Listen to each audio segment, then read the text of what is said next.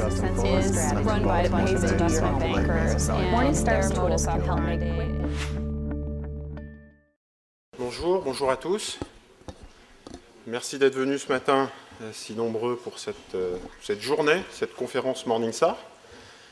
Très content de vous voir et de pouvoir échanger avec vous. La période, la conjoncture est particulièrement chargée et donc c'est assez cathartique en fait. On a besoin d'échanger entre professionnels et cette conférence dédiée aux sélectionneurs de fonds sera particulièrement utile pour pouvoir justement échanger sur des thèmes de fond. Je tiens à remercier avant tout nos partenaires qui nous ont soutenus dans l'organisation de cette conférence, AXA IM, Comgest, Le Comptoir, Franklin Templeton, Neuflis Private Assets, Petercam, Rothschild et les deux associations de CIF, la CNCIF et l'ANACOFI, pour leur soutien. Voilà, donc ça devait être dit et c'est important de pouvoir compter sur des partenaires solides. Je tiens à remercier aussi les partenaires orateurs, les participants au cours de cette journée. Donc je ne vais pas tous les citer parce que vous avez vu que le programme était chargé, mais ils se reconnaîtront. Ça prend beaucoup de temps, donc le temps est précieux et donc il y a des préparations avec les équipes d'analystes. C'est pour ça que je remercie aussi les équipes d'analystes de Morningstar et l'ensemble de la division recherche pour le temps passé à peaufiner l'ensemble des thèmes et des interventions avec les experts qu'ils ont sélectionnés. Enfin, je remercie la direction du marketing Morningstar pour la logistique, et en particulier Ingo et Jean-Achille, parce que c'est beaucoup de travail d'organisation, les badges, les affiches, etc. Vous connaissez tout ça. Et donc, c'est ce qui fait qu'une conférence est professionnelle et bien organisée. Et donc, ils sont au top pour organiser cette conférence. Donc, un grand merci à eux.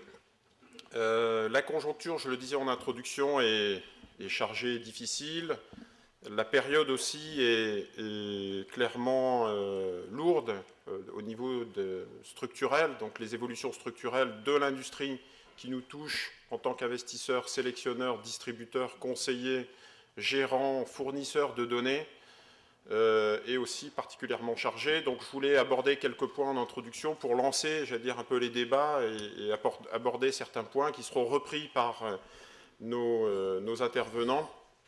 Une période que j'ai qualifiée de darwinienne.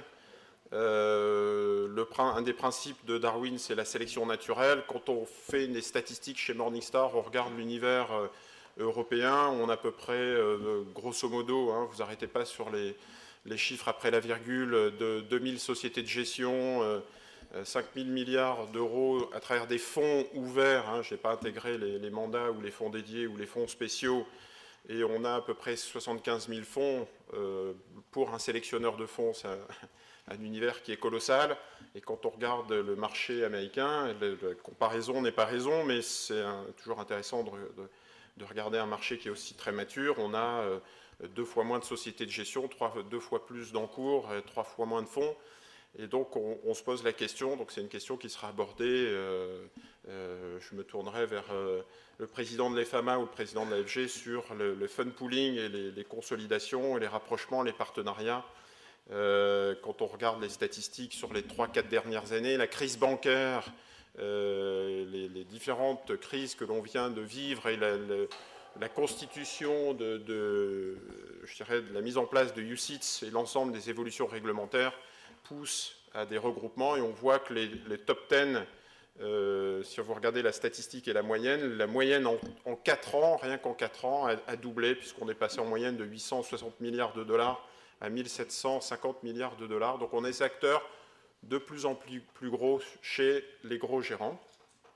Et puis il y a un autre élément que j'apporte et qu'on pourra aborder au cours de cette journée, c'est la création de l'autre côté en fait des petites sociétés de gestion, des nouvelles sociétés de gestion, beaucoup autour de la gestion de patrimoine et de la gestion de family office, puisque l'AFG enregistre pratiquement plus de 40 nouveaux adhérents par an issus de ces rangs des nouvelles sociétés de gestion.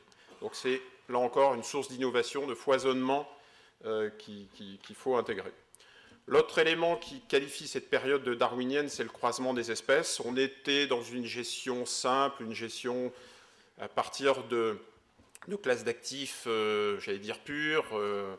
Les allocations diversifiées étaient faites à partir d'actions, d'obligations et de cash, et beaucoup étaient faites à partir de titres domestiques. Et puis on arrive dans une gestion que j'ai qualifiée de multiple, moins binaire, avec des classes d'actifs, des marchés, une financiarisation des marchés, l'immobilier, les matières premières, à travers des styles de gestion indiciels, structurés, alternatifs, flexibles, qui vont sans doute obliger l'industrie à travailler main dans la main avec d'autres secteurs. J'ai cité l'assurance pour Solvency II, les banques pour BAL 3, voilà, le secteur technologique, tout ça nous donne un environnement je dirais, structurel qui est en pleine mutation. J'ai donné un exemple à travers l'évolution des ETF que vous avez tous vu apparaître et développer en Europe.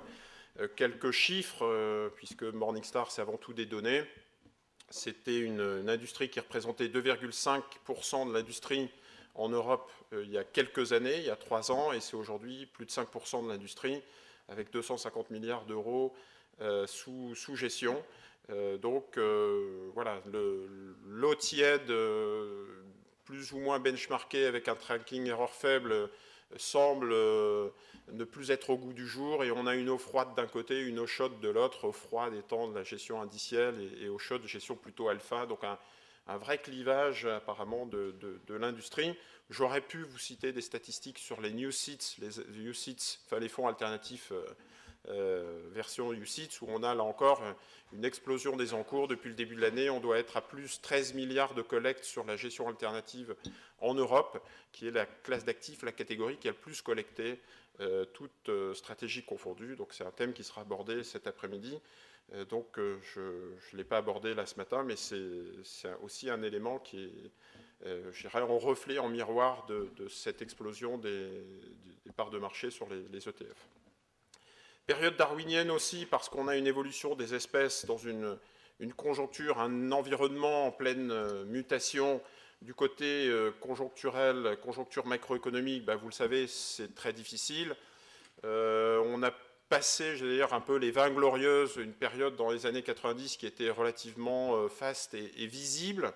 Une période de baisse des taux, de construction de l'euro, de dividendes de la paix, de mondialisation, d'effet de levier qui semble être derrière nous. C'est plus la construction de l'euro aujourd'hui et la convergence, peut-être la divergence.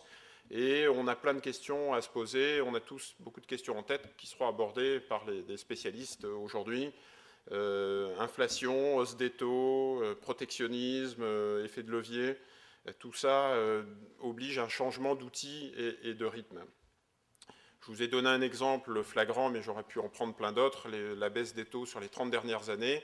Un élément qui est intéressant pour des spécialistes de la gestion de patrimoine, c'est que la première fois depuis 30 ans, les taux d'intérêt hors frais, hors inflation, sont pratiquement à zéro. Vous voyez que le graphique rose-gris tout en bas